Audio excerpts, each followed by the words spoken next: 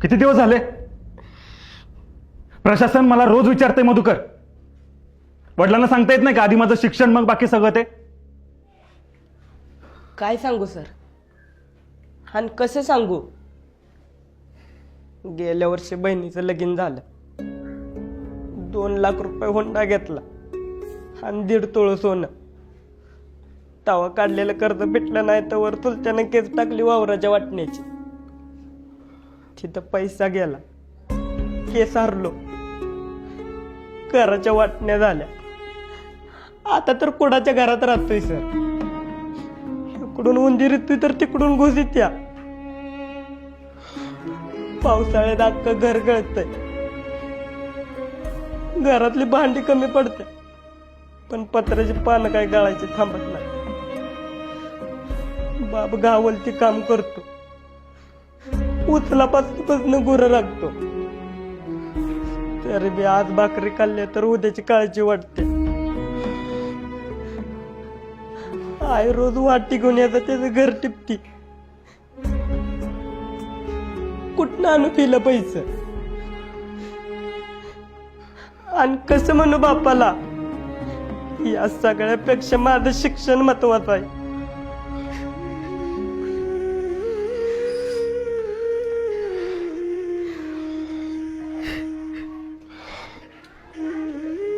चला लिहून का सगळ्यांनी?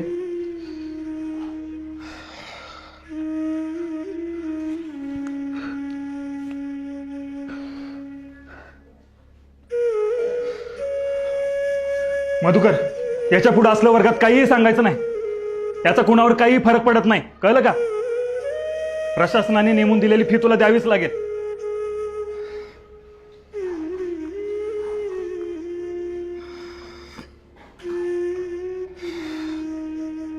मधुकर, जाताना स्टाफ रूम मध्ये भेटून जा. तुझ्या वडिलांसाठी एक निरोप आहे. बस खाली.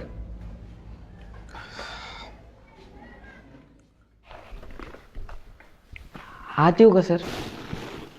अरे ये मधुकर, बस. नाही नको, हाय तो उभा. अरे ये रे, बस. नको. अरे ये म्हणलं ना.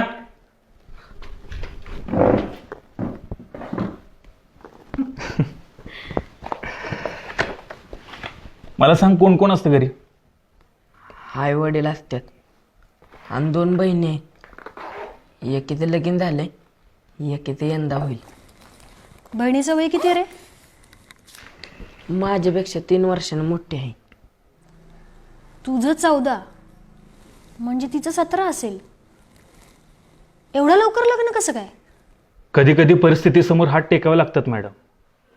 सगळीकडेच तुमचे सरकारी नियम लावून चालत नाही. शिक्षक असून तुम्ही असं म्हणता कांबळे सर? अहो, शाळेपेक्षा बाहेरच्या जगात जास्त वावरणारा शिक्षक आहे मी. घरात तरण्यापुरीला ठेवून रानात जाणाऱ्या बापाच्या जीवावर उचललेल्या वजापेक्षा जास्त दडपण येतो. आणि तेच मनावरचं ओझं हलकं करण्यासाठी तो तिच्या लग्नाची घाई करत असतो. अहो पण तिने शिक्षण घ्यायला हवं होतं असं तुम्हाला खरंच नाही वाटत? अहो मॅडम, याच्या शिक्षणासाठी पैसे नाहीत त्यांना, तर मुलीच्या शिक्षणासाठी कुठनं असणार आहेत? अहो पण सगळं फुकटच आहे ना. जेवण, पुस्तकं, कपडे सुद्धा. तेवढंच फुकट आहे मॅडम. शाळा दुपारचं जेवण देते आणि त्याच जेवणाचा डबा आणल म्हणून पोरांना शाळेत पाठवणारा आईबाप बघतो ना, तेव्हा त्याच व्यवस्थेचा भाग असल्याची चीड येते. घरी भाकरीची तरा असल्यावर काय वाटतं याची झळ तुमच्यापर्यंत पुचली नसेल म्हणून तुम्ही असं बोलताय मॅडम. अहो, ज्या घरी भाकरीसाठी आईबाप रानोमाळ फिरतात त्या घरचं सगळं त्या मुलीलाच बघावं लागतं की. आणि कसं आहे मॅडम, तुमच्या भूमितीतल्या गोलापेक्षा भाकरीचा गोल जास्त मोठा असतो तिच्यासाठी.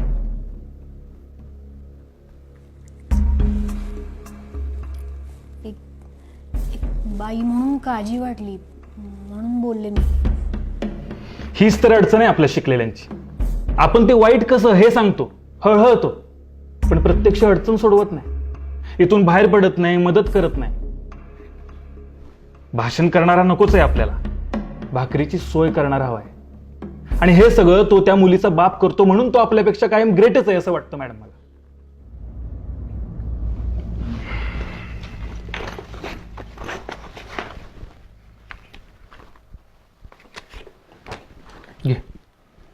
अहो नाही नको, बापाला सांगितलं करतील ते. स्वाभिमान, हा स्वाभिमान गरीबाच्याच दावणीला का बांधलेला असतो? अजून एक कोड. अरे बाबा घे, तू मोठा झालास, कामाला लागलास की कर परत, मग तर झालं.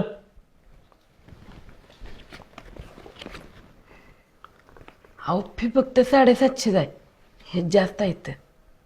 अजून एक वाईट गुण, इमानदारी. अरे बाबा ठेव, लागतील तुला. आणि अजून काय लागलं तर मला मागायचं, कुणासमोर हात पसरायचे नाहीत काय. आणि तू काय काळजी करू नकोस, मी नीट लिहून ठेवेन. तू मोठा झालास, कामाला लागलास की कर मला परत. पण आता एक शब्द बोलू नकोस. उद्याची उद्या फी भरून टाकायची. आणि आता फक्त अभ्यासाचाच विचार करायचा काय. चला.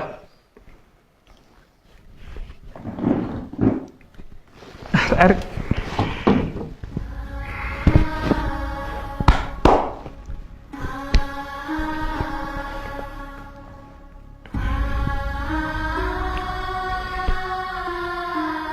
सर, हे एकदा फिरवू का?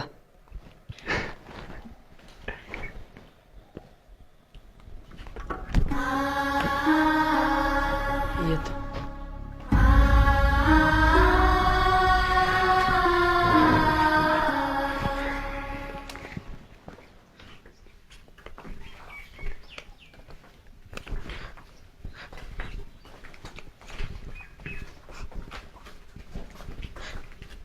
मध्या, काय झालं रडायला? सर रागवलं का?